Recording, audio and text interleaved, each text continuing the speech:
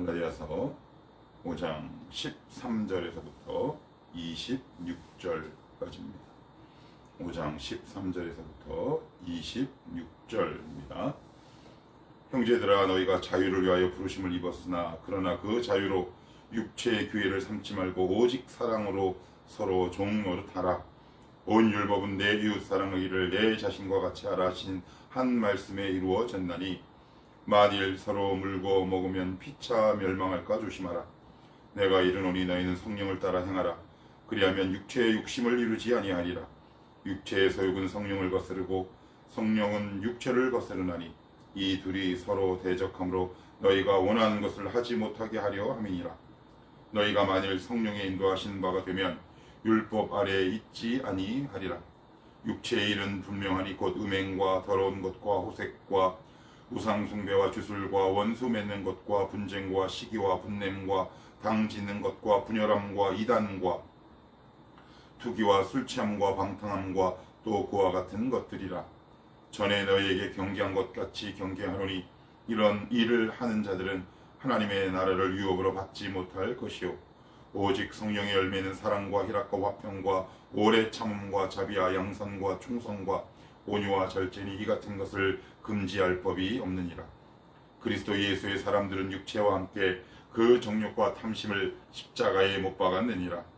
만일 우리가 성령으로 살면 또한 성령으로 행할지니, 헛된 영광을 구하여 서로 노엽게 하거나 서로 투기하지 말지니라. 아멘.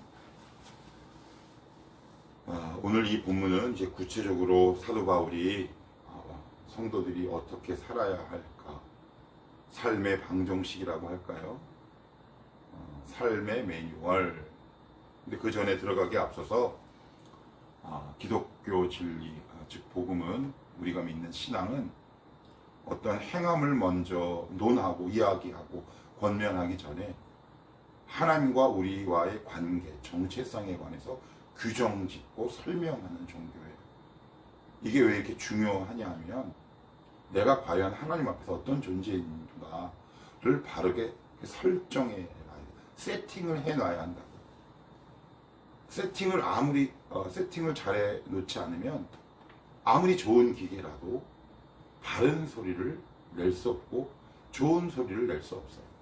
여러분이 우리 청원함교회 오시면 음향기기가 하나 이렇게 있잖아요. 복잡한 기계는 아니지만 이렇게 세팅을 해 놓는다는 거예요. 한 번은 소리가 이상해서 이렇게 봤더니 스피커 A, B가 있는데 하나를 누르지 않았어. 왜 소리가 이럴까? 세팅이 잘못된 거죠. 세팅이 잘못된 거예요. 그래서 하나님과 나와의 관계를 설정하고 세팅하는 거예요. 정체성을 확립해 가는 거예요. 그 정체성이 뭐냐? 이제 너희는 죄에 대해서 눈을 떴다. 옛날에 너희들의 모습은 죄를 지을 수밖에 없는 자유밖에 없었어요. 죄를 지을 수 있는 자유밖에 없었다고요. 그런데 이제는 우리 안에 성령님이 계셔서 선과 거룩에 대한 눈을 뜨게 되는 거죠. 그러니 늘 두 개의 길이 우리 눈에 보여요. 그러니 충돌한다 그랬어요. 이건 아니네, 이건 그러네. 그래서 우리는 오해한다고. 자유한다는데 난 왜 이렇게 자유하지 못해? 그건 당연한 과정이다. 누구나 다 겪는 갈등이다. 그래서 로마서 8장에 그 유명한 사도 바울의 대선언이 나오잖아요. 오라, 난 곤고한 사람이로다. 누가 나를 이 사망의 몸에서 끌어내랴. 이제 예수 그리스도로 말미암아 나에게 이김을 주시는 하나님, 그리고 생명의 성령의 법이 우리를 해방하였다. 결코 정죄하지 않는다라는 대선언이 뭐였냐면, 하나님과 자신에 대한 정체성, 세팅의 갈등과 고민이 사도 바울에게 있었다라는 이야기예요. 대사도라고 부르는 신약 성경의 3분의 1을 지은 사도 바울조차 이런 갈등과 고민, 충돌이 있었다면 우리도 역시 마찬가지 아니겠어요? 그래서 꼭 기억하셔야 돼요. 뭘 행해야죠. 그런데 그 전에 하나님과 나와의 관계를 세팅을 해야 한다. 설정을 해야 한다. 그건 뭐냐? 바로 예수 그리스도라는 필터, 그 중보자, 다리, 그분을 통해서만 우리를 판단하고 평가하신다. 그래서 우리의 수준과 신분이 올라갔으니 너희는 이렇게 행하라 라는 뜻이에요. 그러니까 이것에 대한 바른 이해, 그리고 복음에 대한 어떤 바른 과정, 그리고 어떤 지식 등이 우리 가운데 들어오지 않고 이해되지 않으면 우리의 신앙과 뿌리는 늘 흔들린다 그랬어. 난 거듭났는데 왜 그러나? 나는 왜 그러나? 왜 그러나? 어제 한 청년과 성경 공부를 하면서 얘기를 하다가 그런 얘기를 한 적이 있어요. 우리가 수십 년 아니면 수년 교회를 다니면서 진리의 조각들을 들었단 말이야. 일주일에 한 번씩. 그런데 그 조각이 꿰어져야 돼요. 보석이 꿰어져야 보배가 되는 거잖아요. 근데 꿰어지지 않은 거지. 그러니 하나님의 말씀이 사방 파편으로 이곳저곳에 흩어져 있는 거예요. 그것을 모으는 거다. 그래서 오늘 이제 제가 읽은 이 본문은 이제 너희가 이렇게 됐으니 이렇게 행하라 라는 이제 본격적인 행함에 관한 이제 말씀이기도 한데, 그 전에 우리가 반드시 하나님과 나와의 관계를 세팅해라. 두 가지 요약 다시 말씀드릴게요. 이제 너희가 내 아들 예수로 인해 죄에 대해서, 선과 거룩에 대해서 눈이 떴다.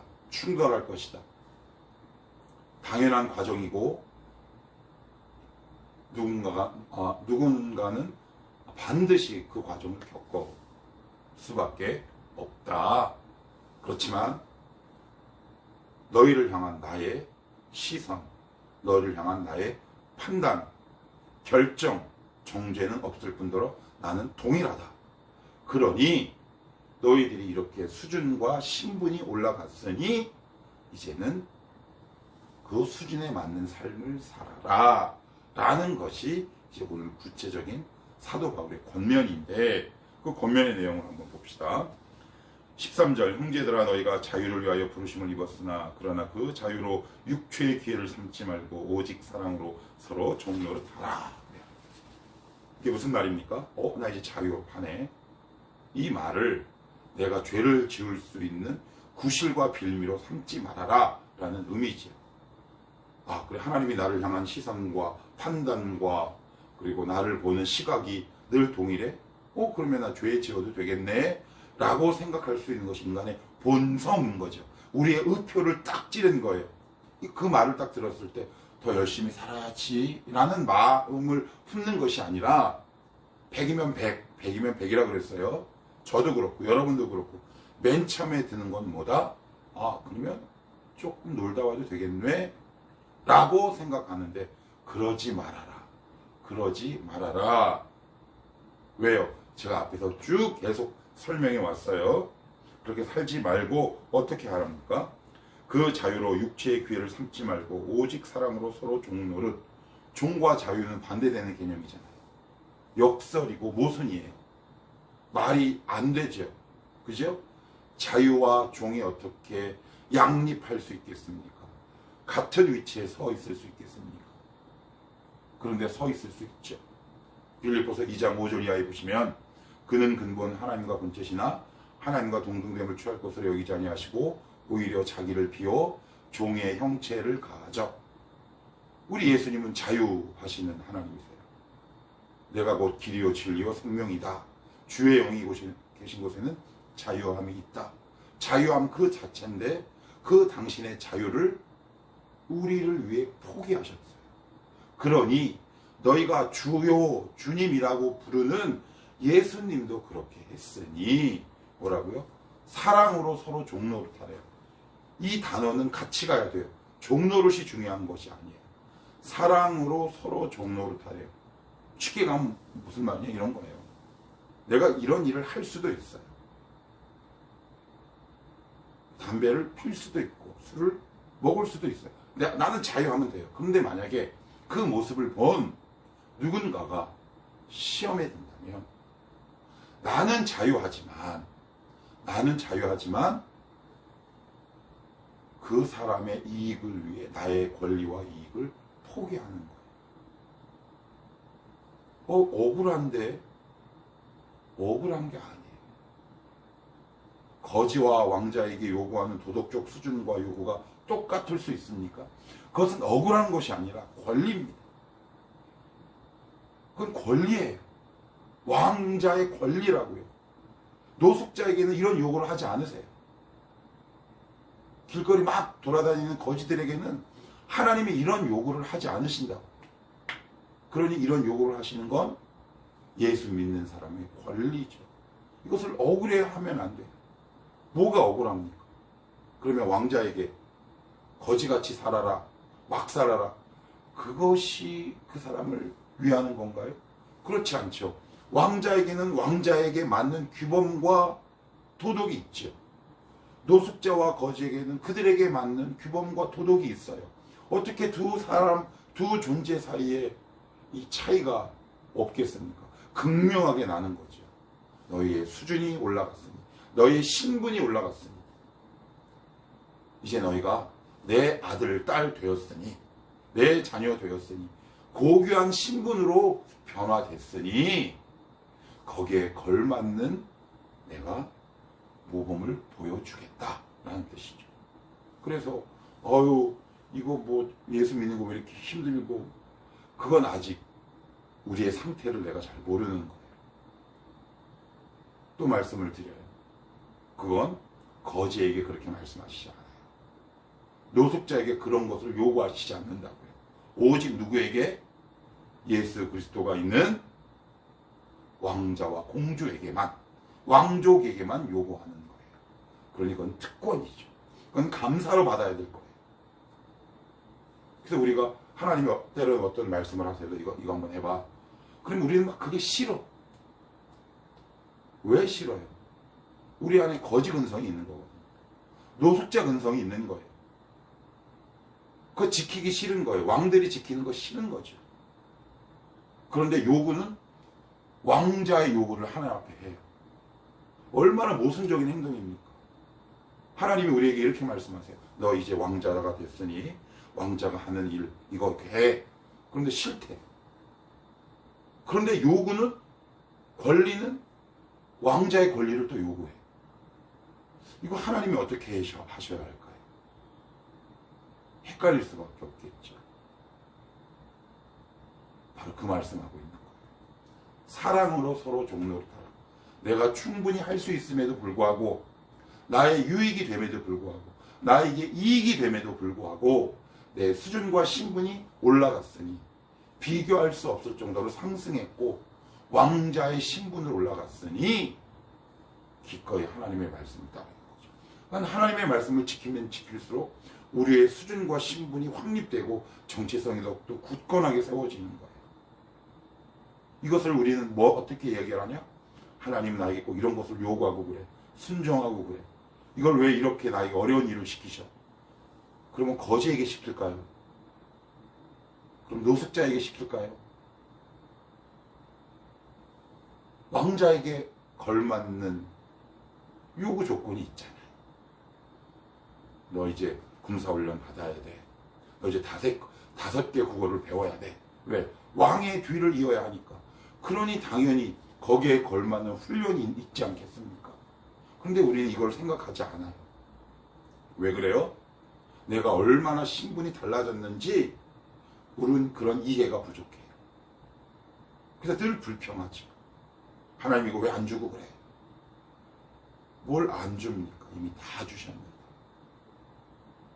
하나님이 지금 여러분들에게 뭔가를 명령하고 계시면 그건 의무이기 전에 권리다라고 생각하시면 돼요. 왕자로서의 권리였구나 이게. 공주로서의 권리였구나. 하나님이 거지와 노숙자에게는 이런 수준을 요구하지 않으시는구나. 저도 신뢰가는 리더나 신뢰가는 사람에게 일을 맡겨요. 어려운 일을 시키는 거죠. 그렇지 않습니까? 근데 그걸 못한다 그러면 뭐 어쩔 수 없죠. 성숙할 때까지 기다려야지. 그 말씀하고 있는 거예요. 자, 16절로부터 18절. 내가 이르노니 너희는 성령을 따라 행하라. 그리하면 육체의 욕심을 이루지 아니하리라. 육체의 소욕은 성령을 거스르고 성령은 육체를 거스르나니 이 둘이 서로 대적함으로 너희가 원하는 것을 하지 못하게 하려 함이니라. 너희가 만일 성령이 인도하신 바가 되면 율법 아래 있지 아니하리라. 이 말씀이 결국 뭘까요? 팽팽한 긴장. 제가 계속 지금 말씀을 드려요. 육체의 소욕, 성령. 이게 뭘까요? 전에는 육체의 소욕밖에 없었어요. 그런데 이제는 눈이 떠지고 죄에 대한 인식이 생기고 거룩과 선에 대한 인식이 생기다 보니까 두 가지가 우리 안에서 충돌할 수밖에 없는 거라. 갈등이 없지 않아요. 죄에 대해서 눈을 뜬 거죠. 거룩과 영광과 선에 대해서 눈을 뜨기 시작한 거예요. 그러니 당연히 충돌이 일어날 수밖에 없는 거죠. 그런데 그럴 때 어떻게 하라라고 사도 바울이 이야기하냐면 16절이에요. 내가 이르노니 너희는 성령을 따라 행하라 그래요. 성령을 따라 행하라. 성령의 음성에 귀 기울이라. 하나님께서 우리에게 순종을 요구하시는 거죠. 너희 이제 왕자, 공주가 됐으니 이거 한번 해야 되지 않겠니? 근데 그것을 내가 만약에 의도를 가지고 딱 거절하면 거절하는 순간 하나님이 우리를 밀치시는 것이 아니라 죄의 관성상 하나님의 말씀에 우리가 NO 하는 순간 우리는 죄로 스프링처럼 튕겨나가게 되어 있어요. 그 말씀하고 있는 거예요. 왜 우리 가운데 이렇게 끊임없이 이런 우리 안에 육체의 소욕들, 뒤에 언급되는 여러 가지 악의 요소들이 끊임없이 우리를 넘어뜨리냐면 성령께서 어떤 음성을 우리에게 주신다는 말이에요. 너희가 한번 해봐. 근데 자꾸 걸려. 뭔가가 자꾸 마음에 걸리고 뭔가 깨름칙해. 그런데 하기는 막 싫어. 그래서 그것을 아예 아니야 하고 딱 거절하죠. 그러면 우리 가운데 잠자고 있던 물 아래, 수면 아래 잠자고 있던 불순물이 우리 가운데 올라온다는 거예요. 지금 그 말씀하고 있는 거예요. 그래서 매일매일 주님이 나에게 뭐라고 하시는지 그 음성을 듣고 귀 기울여 듣고 그 작은 것이든 큰 것이든 주님의 말씀을 따라 하루하루 순종해 나가는 삶을 살아가는 것, 그것이 바로 복된 인생으로 가는 거죠. 그게 바로 우리가 그렇게 좋아하는 복받는 비결인 거지요. 비결이라는 단어 썩 좋아하진 않지만 아무튼 우리의 이해를 돕기 위해서 표현해 보면, 그런데 우리는 일단 아니 뭐 행하더라도 음성을 들어야, 아니 복잡한 기계를 작동하는데 매뉴얼을 봐야 될 거 아니에요. 보지도 않고 어떻게, 만나지도 않고 어떻게 설명을 듣습니까? 행함이 아니라 성령에 따라 행하는 거죠. 성령과 함께, 말씀과 함께 주님의 음성을 듣고 그래요. 그래서 듣는 것 중요하죠. 그래서 행함 아니에요. 성령을 따라 행하는 거예요. 각자에게 하나님이 저마다 처한 환경과 수준과 다 다르잖아요. 제각각이잖아요. 여건도 다르고. 그 가운데서 하나님이 여러분을 찾아가신단 말이에요. 매일매일 찾아가세요. 매일매일. 내가 들을 준비가 되어 있지 않을 뿐 주여 말씀하옵소서, 주의 종이 듣겠나이다. 그러면 하나님이 들려주세요. 아, 알겠습니다. 아, 좀 무리인 것 같지만 하나님 제가 왕자입니다. 하나님 제가 공주입니다. 저 이제 더 이상 거지 아니에요. 노숙자 아닙니다. 왕자에 걸맞는 수준, 공주에 걸맞는 수준을 저에게 요구하시는 거예요. 그리고 그 음성을 따라 순종의 길을 하루하루 내딛는 것, 그것이 바로 신앙생활 아니겠습니까? 바로 그 말씀을 하고 있는 거다. 그리고 19절로부터 쭉 보시면 육체의 일은 분명하니 곧 음행과 더러운 것과 호색과, 그리고 22절 오직 성령의 열매. 그래요. 육체의 일이 뭘까요? 인간에게 나오는 것, 인간의 본질, 괄호 열고 인간의 본질 이렇게 써놓으면 돼요. 그러면 성령의 열매는 하나님의 인격, 하나님의 성품이죠. 이게 바로 그 말이에요. 성령의 열매가 뭐예요? 이게 어디서부터 오는 거예요? 성령 하나님으로부터 오는 거 아니에요. 그 말인즉슨 무슨 뜻인가요? 하나님의 성품과 인격이라는 거예요. 이 9가지가. 그러니 우리 힘으로 맺을 수 있습니까? 전적으로 주님의 역사가 필요한 거죠. 우리 인간 안에는 이 9가지 열매가 없어요. 우리는 19절에서 나오는 단어들만 있어요. 음행, 더러운 것, 호색, 우상숭배, 주술, 원수 맺는 것, 분쟁, 시기, 분냄, 당 짓는 것, 분열함과 이단과 투기, 술취함, 방탕함, 이런 것들밖에 우리 마음속에서 나가지 않는다는 말이에요. 이것을 어떻게 통제할 수 있을까요? 이것을 어떻게 다스릴 수 있을까요? 어떻게 컨트롤 할래요? 여러분 힘으로 가능합니까? 나는 왜 이래? 뭘 왜 이래요? 원래 그런데. 원래 그래요. 우리는 원래 그런 존재라니까요. 그래서 복음이 놀라운 거 아니에요? 그래서 나의 힘으로는 할 수 없으니까. 그래서 성령의 열매는 뭐다? 하나님의 성품이에요. 육체의 일은 인간의 본질이고. 우리는 아무리 노력해도 19절에서 나오는 육체의 일에 해당하는 단어밖에 우리 마음속에서 낼 수 없어요. 아무리 해보십시오. 주님을 떠나서. 불가능하죠. 그러니 주님의 전적인 도움, 그것을 뭐라고 합니까? 은혜. 우리가 날마다 은혜 받아야 하는 이유가 바로 이것 때문이죠. 바로 여기에 있는 거죠. 그래서 성령의 열매를 맺자라는 의미보다는 이 본질을 잘 알 수, 이해해야 돼. 너희가 어떤 존재인 줄 아냐? 너희 혼자서는 절대 안 돼. 육체의 일은 뭐라고요? 다른 말로 인간의 본질. 우리 인간의 본질이래요. 본질. 왜 듣기 싫으세요? 저도 듣기 싫었는데 살다 보니까 알겠더라고요. 처절하게 알겠더라고요. 정말 리얼하게 알겠더라고요. 내가 이거구나. 그러니 주님 좀 도와주십시오. 항복할 수밖에 없고요. 그럴 때 이제 성령 하나님 우리 가운데 일하기 시작하시죠. 시간 관계상 성령의 9가지 열매를 구체적으로 설명할 수는 없고요. 나중에 기회 되면 합시다. 24절 그리스도 예수의 사람들은 육체와 함께 그 정욕과 탐심을 십자가에 못 박았느니라. 못 박았다. 우리 갈라디아서 2장 10절 읽어봤잖아요. 그리스도와 함께 죽었다. 다 과거형이에요. 난 여전히 남아있는데 그렇게 여기랍니다. 우리는 이미 죽은 걸로 탐심을 못 박은 것으로 여기래요. 여긴다고 해서 뭐가 달라져? 우리의 정체성. 내가 있어야 할 곳은 바로 어디? 정욕과 탐심을 십자가에 못 박은 십자가의 자리.